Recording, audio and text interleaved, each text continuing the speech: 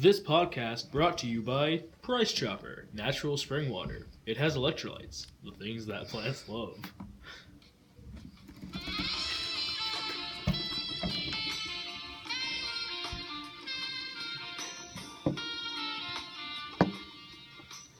Hello everyone, I hope you're having a good day. I'm your host, Matthew LaFountain. I'm Sam Hannafin. And I'm Will Small. And this is the Cool Friends Podcast. Yeah.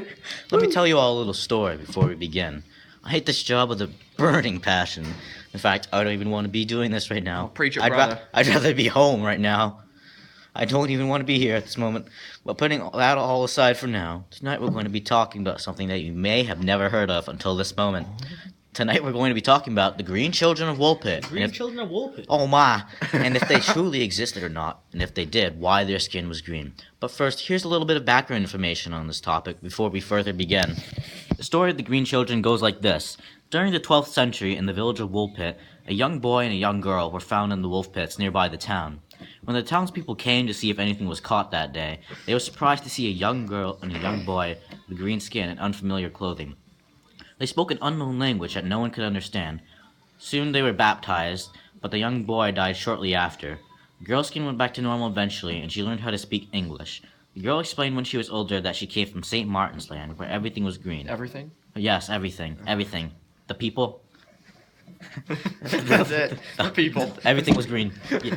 She explained that one day, she and her brother were tending to their father's cattle when they ended up following them into a cave. The children then heard the sound of bells and used that sound to lead them out of the cave and into a wolf pit.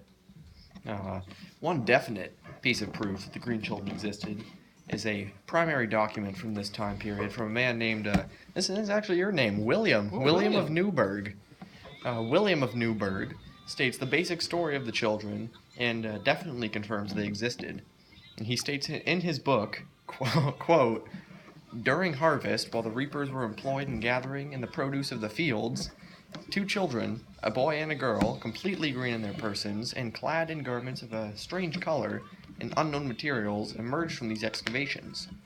Later on, he also states that many people witnessed these children, and although there were supposedly a lot of people present, there weren't that many primary documents around this time period. There aren't that many discovered documents about the Green Children, but we have another sort of one that we'd like to share with you folks tonight. Another primary document from the time period, from a man named Ralph of Coggeshall. The Ralph of Coggeshall? The Ralph of Coggeshall. Oh my god, this is gonna be a show. He also wrote about the Green Children in his book called the Chronicum Anglicanum. Oh wow. Sounds accurate. Yeah. Sounds fancy. This document was originally written in Latin, but it has since been translated to English. Ralph writes, and I quote, a boy was found with his sister by the inhabitants of that place near the mouth of the certain pit that is situated there. In the shape of their whole bodies, they were like other people, but they differed in color and their skin from all mortal inhabitants of the world. For the surface of their skin was all colored with a green hue. No one could understand their speech. Ralph of Coggeshall goes on in the book to explain the rest of the story of the Green Children. Without a doubt, the children surely existed. Author Brian Houghton has a very interesting explanation for the Green Children of Woolpit. His explanation on this topic is very simple. He theorizes that the children did in fact exist, but that they weren't anything abnormal. He says that the children had probably lived in or near to the village of Fornham St. Martin, hence the St. Martin references in their story. After their parents had been killed in the conflict, the two Flemish children had escaped into the dense, dark woodland of Thetford Forest. Harris proposes that if the children remained there in hiding for long enough time without food, they could have developed chlorosis due to malnutrition. What's chlorosis, Matt? Yeah, what do you say? What is it? What is it? Chlorosis, get this. Chlorosis is a disease one can obtain from not having a sustainable diet, not getting enough food, or just simply not getting healthy food. And this disease, believe it or not, can turn your skin green. Oh my. Well, continuing on with the story, Houghton believes that they later followed the sound of church bells and wandered into one of the many underground mine passages which were part of the Grimes Graves flint mines dating back over 4,000 years to the Neolithic period. Wow, 4,000? Yeah. Wow. It's older than me. Wow, it's older than me too. I bet it's older than Mark Ducharme too.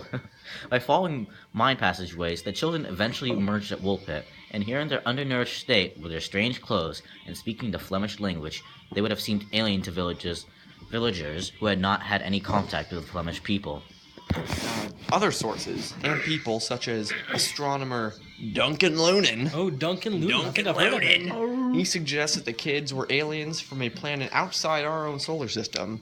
They were accidentally transported to Earth, and their skin is green because of the diet on that planet. I think he's onto something. These kids could have been part of the race of aliens that built the pyramids. No, that's probably highly unlikely now. No, that's definitely highly unlikely. There's a reasonable explanation for everything. I'm with you, Duncan. Yeah. Mr. Duncan Lunan, however, he doesn't bring much evidence to the table, so we're going to dismiss his little story for now. However, we do have another story that maybe gives an explanation to the Green Children. And this source says they could have been poisoned with arsenic Really? by their uncle so he could claim their inheritance. Taking a copious amount of arsenic can change your skin to a greenish hue. However, the source goes on to state that they then left them in the woods to die on the Norfolk-Suffolk border. The children ended up surviving, and then they made their way to Woolpit. Wow, that's a story. Another source says that when the children came, people stared at them because they had never seen anything like the children before.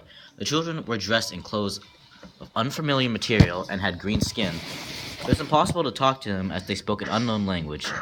The source then goes on to say that the young boy and girl were sent to Sir Richard de Calne's home and lived there. It's a shame that we don't have any actual physical documentation from Sir Richard de Calne on taking these children in. It really is a shame. Back to you, Sam. Oh, thank you. While researching, we also stumbled upon a Spanish version of this story. You two are of Spanish descent, right? Oh, yes, we are. Yeah, I know Maybe. you are. Maybe. It's a soft maybe from him. This story takes place 700 years later from the original story in the 1800s, and everything in the story stays the same. And it's most likely this version of the story is just a story made for their mothers, tell their wee baby children at night so they can get them to fall asleep. No. Well, it's very possible because they would have gotten the story from somewhere. Yeah, they However, have to. at this point in the podcast, you might be wondering, what's our stance on this? Do we think they're aliens? Do you think they're from a different dimension?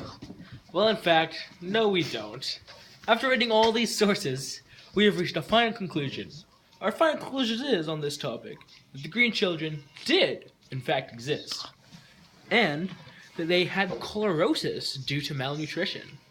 We support Brian Hodden's theory of the children becoming lost in a forest and developing the green skin. This theory would make sense because it explains how the girl's skin got better after eating properly. Everything falls into place here. To us, this topic seemed very strange and unusual from an outsider's point of view. Getting to work with this topic more has allowed us to see a very logical and reasonable explanation for the children's green skin. Looking at it now, we can confirm they were not aliens. And that's all. Four lost children. Oh, I'm sorry. We do I thought- believe the aliens built the pyramids, though. And that's all the information we have to share with you guys tonight. Hope you have a good night, everyone, and I hope I never see you again. Goodbye. The music played in this podcast was Careless Whisper by George Michael and Toto by Africa. Can I get a Rip George, brothers? Rip George.